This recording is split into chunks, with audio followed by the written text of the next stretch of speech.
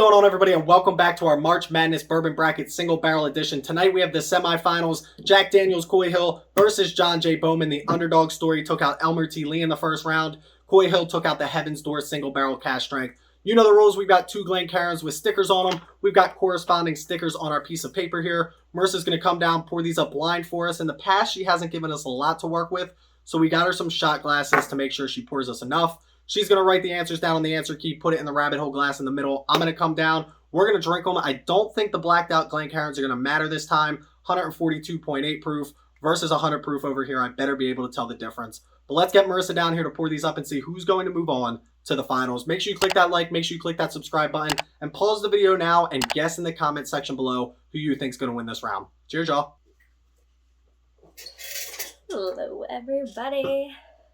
Chris gave me shot glasses so that I give him enough bourbon to sample. Last time I didn't, as you all know. That was my bad. Spilled a little bit.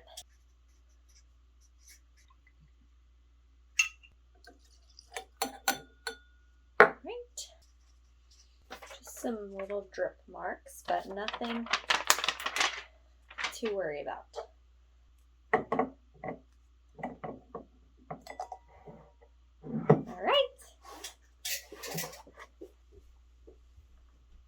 She spilled, didn't she? Look at this. She spilled. Spilled a little bit. She spilled the Jack Daniels, or is that the John Jay? We may never know. Ooh, smells like gasoline. Might be the Jack Daniels. Here's the deal. We're going to find out who's moving on to the semifinals here. The thing is, I don't think the blacked out Glencairns are going to do us any justice this time. I think I'm going to be able to tell which one's which right off drinking one of them, because it's going to be super hot or it's going to be 100 proof. That being said, Jack Daniels, I'll give you a little synopsis if you're just catching up. Jack Daniels, I originally drank it. I didn't love it. I thought it drank way too hot. The second time I drank it was for my 2021 Whiskey of the Year pick. It didn't win by any means, but at the same time, it definitely improved when it came to the heat on that. The third time I drank it, which was during this, it actually performed very well. It started to finally get some of that heat off of that. I could move past the heat on it. At 142.8 proof, it's one of those things you got to just drink it and drink it and drink it. If you're used to drinking 80, 90 proof, 100 proof bourbons, and then you bump up into gasoline at 142.8 proof, it's going to sip hot and it's going to take your palate some time to acclimate to that flavor profile. Once my palate did that, absolutely fantastic. Loved what we had going on here. My cat is running around. Then we have John J. Bowman, A. Smith Bowman Company. Now, when I originally put out this versus Elmer T. Lee, I believe I said that this was mash bill number 1, low rye. This is mash bill number 1 from Buffalo Trace. Twice distilled at Buffalo Trace, once distilled at A. Smith Bowman. But somebody commented in my last video and said that they thought this was actually a mixture of mash bill number 1 and mash bill number 2. So you guys got to let me know. I thought it was mash bill number 1 alone. Somebody's telling me it's both. I don't know. I obviously don't work for the company. I don't work for Buffalo Trace, who's distilling it. Is it both mash bills? Are they being distilled twice because it's one mash bill and the other mash bill? Is that the twice distilled? Or is it both mash bills blended and then distilled? I don't know. I don't know how it works. I don't know what's going on there, but you got to let me know in the comments if you know anything about that here. But before we get into all of that, everybody knows, time for the traditional sip. Cheers, y'all.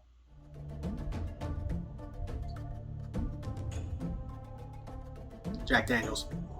Now, this is what I mean when I tell you this blacked out Glencairn is going to matter. I drank that one just out of curiosity. I want to make sure. I'm going to drink this before we keep talking about things. That's got to be the Jack Daniels. It's got to be, if that's 100 proof, and I just drank this John J. Bowman not too long ago, then that changed drastically since last time I drank it. Let's take a sip of this one now. John J. So that's the deal. Wrong pipe. That's the deal. This Jack Daniels is over here. John J is over here, but we still have to decide which one's better, and that's going to be tough for me personally because I talk about it all the time. Proof versus flavor. Complexity versus proof. What do you want to sacrifice for proof to get the flavor profiles that you love? Now, John J, the comeback story of the year over Elmer T. Lee. I was actually going to switch them. I actually thought they were switched. At the very end, I called it. I said they were switched back. I switched them back. Then originally I picked the John J to win it. I thought it was the Elmer T. Lee. Then I said, no, that's got to be the John J, and John J won. That being said, John J is very good Buffalo Trace product, which gives you a standard offering of bourbon, if you ask me. Buffalo Trace is so good at being so good that that's all they are, right? Very easy to drink, very smooth, Going to hit all those flavor profiles that you really love. Their wheateds are going to give you that sweetness. Their ryes are going to give you that spice. Something in the middle, like that high rye, that 12 to 15 rye. It's just so good when it comes to a flavor profile, if you ask me. It's why I love the Wild Turkeys of the world. It's just so easy to drink, so familiar. That's the word that I want to use when I talk about Buffalo Trace. And if this is double distilled at Buffalo Trace, and again, we don't know that for a fact. This is just stuff that we've read online. But if this is Buffalo Trace and then once distilled at A. Smith Bowman, there's nothing wrong with this product over here. I literally think this is one of the most balanced, perfect products in this entire lineup that we've had so far. That being said, that's all it is, right? It's not complex by any means. It's exactly what you're looking for. A little bit of flavor, a little bit of spice, a little bit of smoothness, and it hits all the marks. It checks all the boxes. Vanilla, caramel, oak, a little bit of leather, right? A little bit of citrus on there. Whatever it is that you're looking for in a bourbon, this is what you're going to want to find. This is what you're going to want to start with. And this is actually, it's fantastic. I'm not going to knock it for any of that. Then we have the Jack Daniels, and let's talk a little bit more about this one. Jack Daniels is doing the exact opposite when it comes to the flavor profile on this, right? They're sacrificing everything to get you the most flavor and the most complexity that they can get out of this bottle. I'm not the biggest, all right, so Jack Daniels to me, love Old Number 7. That's kind of how I got my start in whiskey. Coming out of college, 21 years old, Jack and Cokes, right? Switched to Jack and Ginger Ales because I thought it was a little bit healthier. But then I never really experienced any, when I got into bourbon, I never really experienced any of these square bottles, right? Like the single barrel rye, the barrel proof ryes. I never really messed with any of them. I got a couple samples from Multicasking. Make sure you check out Gene and Charlie if you're not already from Multicasking. They're awesome. They sent me a couple of samples of the square bottles. I think it's the rye and the single barrel strength. But I'm excited to see how they line up against each other because I didn't know at the price point and everything, I didn't know if it was going to be worth the pickup. The Coy Hill that I got because it's one of those limited releases. I said, I can't miss out on this. I want to make a YouTube video about it. Everybody's doing it. It'll be good for the algorithm. I should have let it open up, right? I should have let myself, my palate, acclimate to this flavor profile and this heat before I actually said anything bad about it. That being said, I don't change my mind on anything that I said at the beginning about the heat on this. This is absolute 100% gasoline. This is fire. You could start your car with this. It burns from the first sip all the way to the last. It does get a little bit easier to tolerate as you either drink more of it or go throughout your night and drink to 100 proof, then a 115 proof. Maybe you pop open some Old Forester. Then you move into this one here, but it's got heat. It's always going to have heat at 140 something proof. But then I started to open up to the flavor profile that this actually had to offer, and it was fantastic. You still get a lot of vanilla, a brown sugar bomb on this, cherry notes galore. They're absolutely fantastic. Not a lot of bananas. I know people talk about bananas with Jack Daniels. Not a lot of bananas, at least not for me. I don't know if they proofed out the banana or not. Barrel entry on the 12, bottle date on 21. 12. We're going to do this again. Here we go. 9 years, 1 month. So yeah, we're in that 9 to 10 year range. 9 years, 1 month on this. So it's got some age behind it. It gives you all those great oaks, those leathers, everything that you're going to ask for with age. Got a huge rye spice on this, and this is only, I believe, Jack Daniels is what, 80% corn, 12% rye, 8% malted barley. So again, if this is a mixture of 10 to 15%, if it's mash bill number 1 and mash bill number 2, less than 10% and up to 15%, they're probably similar when it comes to that rye content on this. But again, the Jack Daniels flavor profile just seems to be a little bit more complex and give you a lot more oomph when it comes to the flavors on it. And here's where I come into an issue, right? Jack Daniels Coy Hill is definitely something that I would love to continue to sip on.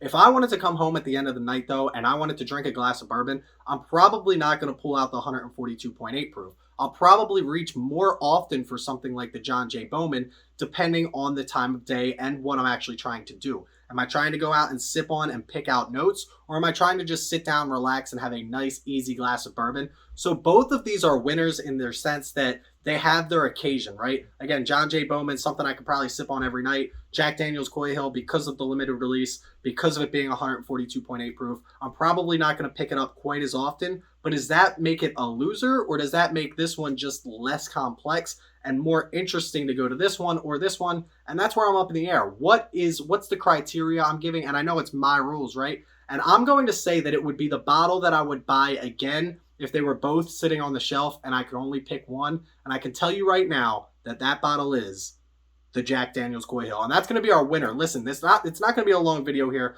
We've already talked about these bottles a lot. I'm just, again, assuming that this is Jack Daniels Coy Hill. Let's just open it up because there's no way that it's not, right? You can literally smell it off the glass. You can smell the ethanol vapors off of the glass. This is just for fun, I suppose.